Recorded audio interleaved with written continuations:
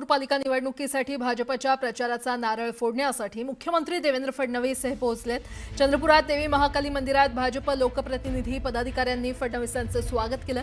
देवीचं दर्शन आरती करून ते आशीर्वाद घेणार आहेत आणि नंतर लगतच्या अंचलेश्वर गेट पासून रोड शोला सुरुवात होणार आहे।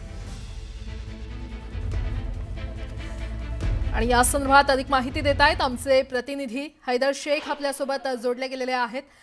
हैदर, आज चंद्रपुरात जोरदार भाजपकडून शक्ती प्रदर्शन केलं जाणार आहे। देवेंद्र फडणवीस देखील उपस्थित आहेत, काय अपडेट? देवेंद्र फडणवीस जे आहेत ते चंद्रपुरात दाखल झालेले आहे। हेलिपॅडवर त्यांचं स्वागत देखील झालंय। सुधीर मुनगंटीवार, आमदार सुधीर मुनगंटीवार, जिल्ह्याचे पालकमंत्री अशोक उईके आणि किशोर जोरगेवार आणि बंटी बांगडिया हे सगळे त्या हेलिपॅडवर उपस्थित होते आणि त्यांचं स्वागत केलं गेलं। महाकाली मंदिरावर दर्शन झाले आणि तिचे स्वागत आणि सत्कार केला झालाय। हा रोड शो जो आहे तो अंचलेश्वर गेट जवळून सुरू होणार आहे आणि हा साधारण 1.5 तास ते हा चालणार आहे।